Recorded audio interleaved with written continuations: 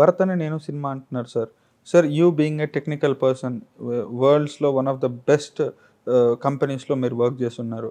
మోదీ గారు గాని లేకుంటే ఎనీ టెక్కీ పర్సన్ ఈ మధ్య చెప్తుంది ఏంటి అనంటే future is of semiconductors and top semiconductors వచ్చేసి Taiwan, China and other Indonesian country few Indonesian countries not other Indonesian countries.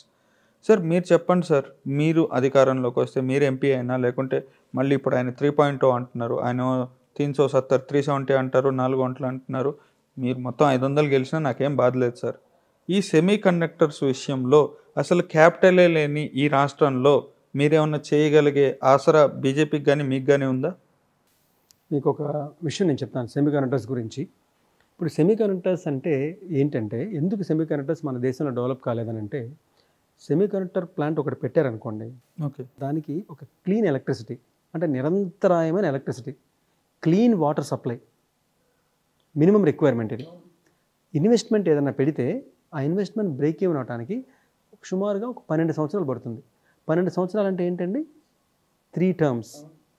రాజకీయ పరంగా 12 సంవత్సరాలు అంటే 3 టర్మ్స్. మీకు ఎవరన్నా అంటే దాని మీద ప్యాషన్ ఉండాలి, పెట్టే ఇన్వెస్టర్కి కూడా ఒక ప్యాషన్ ఉండాలి. దాని ఎంప్లాయ్మెంట్ జనరేట్ చేసే సెక్టర్ ఇది. అవును. ఈ ఎంప్లాయ్మెంట్ అంటే ఓన్లీ హైటెక్ ఎంప్లాయ్మెంటే కాదు, 9th క్లాస్ 10th క్లాస్ వాళ్ళకి మెజారిటీ వాళ్ళకి కొన్ని వేల మందికి ఒక సెమీకండక్టర్ ప్లాంట్ జాబ్స్ ఇస్తుంది. ఫ్యాబ్రికేషన్ 9th క్లాస్ 10th వాళ్ళకి. ఎందుకంటే మ్యానుఫ్యాక్చరింగ్లో మీకు హై ఎండ్, మీకు డిజైన్ సెమీకండక్టర్ డిజైన్ వచ్చేటప్పటికి హై ఎండ్. ఓకే. ఎందుకంటే మ్యానుఫ్యాక్చరింగ్ ఇప్పుడు మాకు ఫ్యాబ్రికేషన్ యూనిట్ ఉందనుకోండి, ఇప్పుడు మీరు సింగపూర్ వెళ్ళారనుకోండి, దాంట్లో షిఫ్ట్ సిస్టంలో 9th క్లాస్ 10th క్లాస్ వాళ్ళు పనిచేయచ్చు. వాళ్ళు కొన్ని రూల్స్ ఫాలో అవ్వాలి. క్లీన్ ఎన్విరాన్మెంట్లోకి వెళ్ళాలంటే వాళ్ళని మామూలుగా డిస్ఇన్ఫెక్టెంట్తో వాళ్ళు క్లీన్ చేసుకొని వాళ్ళు ఒక సపరేట్ షీట్స్ ఇస్తారు. దాంట్లో వాళ్ళు కొన్ని చిన్న హ్యాండ్లింగ్ థింగ్స్ దగ్గర నుంచి పెద్ద నిష్ సెమీకండక్టర్ డిజైన్ టెక్నిక్స్ వరకు, high and technology, nano technology వరకు అన్నీ ఉంటాయి. అంటే అన్ని వెరైటీస్ ఆఫ్ పీపుల్కి జాబ్స్ వస్తాయి. పైన ఉండే వాళ్ళకి కొంత it's like A pyramid. Jobs ఎక్కువ లో ఎండ్లో ఉంటాయి. It's like A pyramid. High ఎండ్లో జాబ్స్ తక్కువ ఉంటాయి, కానీ అన్ని వెరైటీస్ ఆఫ్ ఎక్కువ జాబ్స్ వస్తాయి. కానీ ఎందుకు మనకి లేవనంటే, ఇందాక నేను చెప్పినట్టుగా 3 టర్మ్స్. అంటే ఒక స్టేట్లో పెట్టాలంటే ఆ స్టేట్ గవర్నమెంట్ అదివరకు ఒకటి పెట్టారు, నెక్స్ట్ గవర్నమెంట్ వచ్చింది, మార్చేస్తాం, ఇంకొక గవర్నమెంట్ వస్తుంది, మళ్ళీ మార్చేస్తాం. ఇట్లా ఉండకూడదు. First point. అందుకనే నరేంద్ర మోదీ గారు ఏం చేశారంటే, ఇటువంటి సెమీకండక్టర్ ప్లాంట్స్ పెట్టాలనంటే ఫస్ట్ కేంద్రం, నేను ఇందాక చెప్పాను ఫ్యాబ్ సిటీ ఎందుకు వర్క్ అవ్వలేదు 2005లో రాజశేఖర రెడ్డి గారు చెప్పిన ఫ్యాబ్ సిటీ ఎందుకు వర్క్ అవ్వలేదు ఆంధ్రప్రదేశ్లో? బికాజ్ ఇది స్టేట్ పరిధిలో కూడా ఉండదు. ఓకే. సెంట్రల్ గవర్నమెంట్ విజన్తో మనకి బేసికలీ ఏంటంటే డిజైన్ ఎకోసిస్టమ్ ఉంది, కానీ ప్రొడక్ట్ మ్యానుఫ్యాక్చరింగ్ లేదు. కరెక్ట్. ఇంకోటి కాంపోనెంట్ మ్యానుఫ్యాక్చరింగ్ లేదు. డిస్ప్లే ఎకోసిస్టమ్, ఇప్పుడు ఒక సెల్ ఫోన్ ఉందండి, దాంట్లో ఏముంటాయి? చిన్న కాంపోనెంట్స్ ఉంటాయి, చిప్స్ ఉంటాయి, చిన్న కాంపోనెంట్స్, రెసిస్టర్స్, కెపాసిటర్ లాంటి కాంపోనెంట్స్ ఉంటాయి, లేదా ఒక చిన్న చిప్స్ ఉంటాయి. స్టూడెంట్ సార్, నాకు అంత అర్థం కాదు. జస్ట్ మామూలుగా చెప్తున్నాను. రెసిస్టర్స్, లేకపోతే ఇండక్టర్స్, కెపాసిటర్స్ ఉంటాయి, లేకపోతే ఒక చిప్ ఉంటుంది, లేకపోతే ఎక్కువ డిస్ప్లే ఉంటుంది. మీరు majority of your cell phone is your display. అవును. సో ఈ 3 ఎకో సిస్టమ్స్ ప్రొడక్ట్ చేయాలి, బిల్డ్ చేసి. ఇవన్నీ చేయాలని అంటే వాళ్ళు కొన్ని గ్యారంటీస్ ఇవ్వాలి. ఆ గ్యారంటీ, మోదీ గ్యారంటీ ఎంత నమ్మకం ఉందో ఈ దేశ ప్రజల్లో, అంత నమ్మకం మీకు స్టేట్ కల్పిస్తే, ఈ స్టేట్లో నేను పెట్టాలంటే అఫ్కోర్స్ సెంట్రల్ గవర్నమెంట్ మాకు రక్షణగా ఉంటుంది, కానీ స్టేట్ గవర్నమెంట్ ఇప్పుడు కేంద్ర ప్రభుత్వం అన్నీ ఇస్తుందండి రాష్ట్ర ప్రభుత్వానికి, ఇంప్లిమెంట్ చేయాల్సిన బాధ్యత ఎవరిది? అంతే కదా. ఫైనల్గా రాష్ట్ర ప్రభుత్వాన్ని. అంతే. రాష్ట్ర ప్రభుత్వంలో బీజేపీ రాష్ట్ర ప్రభుత్వం వచ్చిన రోజున అది నెక్స్ట్ సారే బీజేపీ రాష్ట్ర ప్రభుత్వం వస్తే 100% మన ఆంధ్రప్రదేశ్ అభివృద్ధి స్కై రాకెట్ అవుతుంది, ఇంక్లూడింగ్ సెమీకండక్టర్స్లో. రాష్ట్ర ప్రభుత్వాలు, విజన్ లేని రాష్ట్ర ప్రభుత్వాలు వచ్చినప్పుడు దానికి ఇన్వెస్టర్, ఫర్ ఎగ్జాంపుల్ ఈ రాష్ట్ర ప్రభుత్వం వచ్చింది, నెక్స్ట్ రాష్ట్ర ప్రభుత్వం ఏమొస్తుందో తెలియదు, ఒకవేళ వస్తే కనుక మార్చేస్తారు, మళ్ళీ పాలసీని రివర్స్ చేస్తారని వాళ్ళకి కనుక అపనమ్మకం ఉంటే, ఈ దరిద్రం ఏపీకి కావాల్సినంత ఉంది సార్. దానివల్ల ఏమవుతుంది? ఇప్పుడు మనకి ఈ రోజున అన్ఫార్చునేట్లీ ఏమైందంటే, ఈ రూల్ వలన మనకి ఇంకొక 10 years పాటు ఎవరైనా ఇన్వెస్ట్ చేయాలంటే భయపడేటట్లుగా ఒక ఫీలింగ్ వచ్చింది. దాన్ని పోగొట్టాలనంటే ఒక మంచి కాన్ఫిడెన్స్, ఒక మంచి విజన్ ఓరియంటెడ్గా ఒక 15-20 సంవత్సరాల పాటు రాష్ట్ర ప్రభుత్వం, కేంద్ర ప్రభుత్వం కలిసి పనిచేయాల్సిన అవసరం. అంటే డబుల్ ఇంజిన్ సర్కార్ ఏదైతే ఉందో ఆ విధంగా ఒక 15 years 20 years కనుక మనం కనుక ఒక విజన్తో, ఒక నిబద్ధతతో, నీతి నిజాయితీ, హార్డ్ వర్క్ అండ్ స్మార్ట్ వర్క్తో మనం కనుక ప్రాపర్ నాలెడ్జ్ ఓరియంటెడ్ ఎకానమీని కనుక మనం బిల్డ్ చేయగలిగితే కొన్ని వేల మంది డిఫరెంట్ ఎడ్యుకేషన్ లెవెల్స్లో, వేల మంది కాదు చెప్పాలంటే లక్షల మందికి మన ఆంధ్రప్రదేశ్ ఇప్పుడు కాదు 50 yearsగా అది ట్రెడిషనల్ ఎడ్యుకేషనల్ హబ్. అవును. ప్రపంచం మొత్తంలో CEOs, company founders, directors, vice presidents ప్రపంచవ్యాప్తంగా ఎక్కడి నుంచి అండి? ఇండియా నుంచి. ఇండియాలో ఎక్కడి నుంచి అండి? తెలుగు రాష్ట్రాల్లో ప్రధానంగా ఎక్కడి నుంచి అండి? ఆంధ్రప్రదేశ్ నుంచి. గుంటూరు, విజయవాడ. అవును. ఆంధ్రప్రదేశ్ నుంచి. అఫ్ కోర్స్ గుంటూరు విజయవాడ రీజియన్లో ఇంకొద్దిగా ఎక్కువ మంది ఆ రీజియన్ నుంచి ఉన్నారు. కానీ అలాంటి ఈ రీజియన్లో, అలాంటి మన స్టేట్లో ఈ రోజున పరిస్థితి ఏంటి?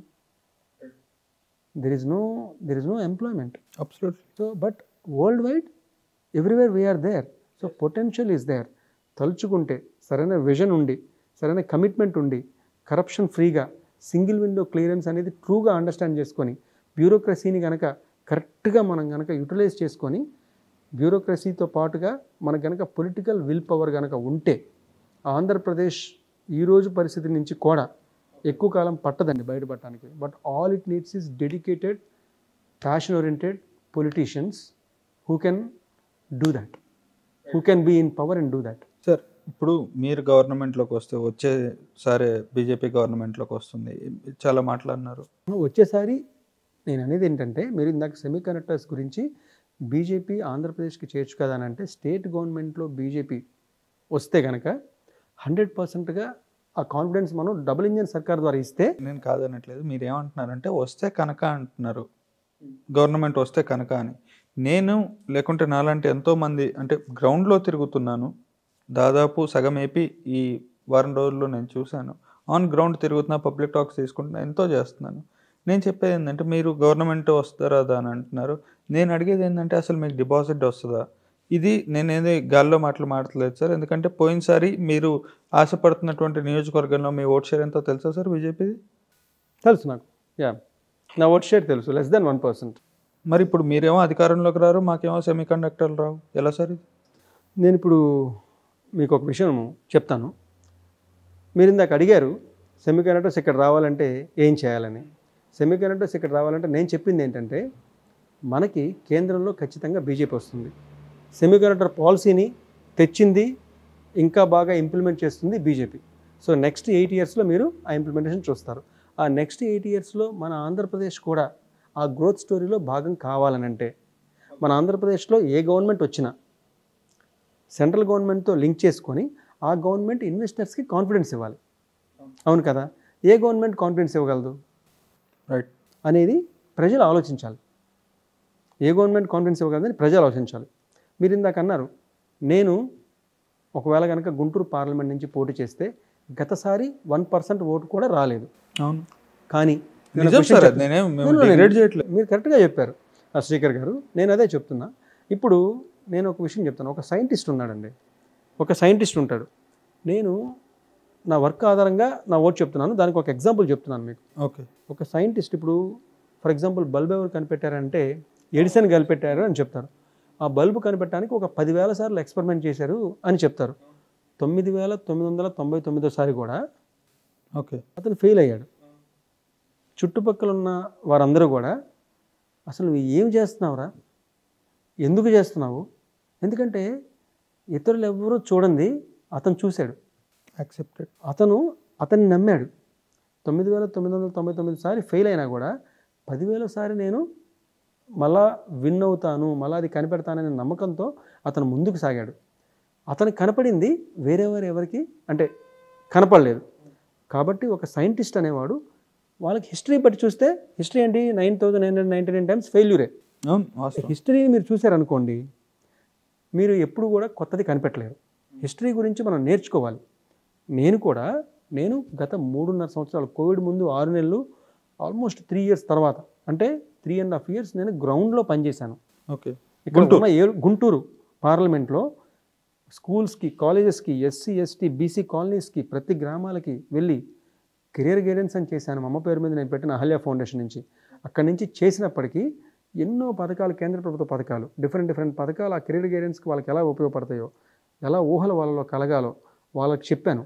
దీనికి చదువుతో సంబంధం లేకుండా వాళ్ళ అమ్మ నాన్న, అమ్మమ్మ తాతయ్య నానమ్మ వీళ్ళ కెరీర్ గురించి ఎలా వాళ్ళు ఆలోచించాలి, ఏమి చేయాలి, ఇవన్నీ కూడా నేను యాక్చువల్గా వారికి చెప్పి వారి మనసుల్లోకి వారి మైండ్స్లోకి వెళ్ళటం జరిగింది.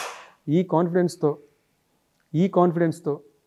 నేను చెప్పేది ఏంటంటే 100% a change is going to happen. ఎందుకంటే ఇది నేను చూస్తున్నాను, నేను ఎవరైతే కనెక్ట్ అయ్యారో ఆ ప్రజలు చూస్తున్నారు. అదేంటంటే బయటకి తెలియదు, బయట ప్రపంచానికి తెలియకపోవచ్చు ఓకే ఈరోజు, కానీ let election happen, then we will no.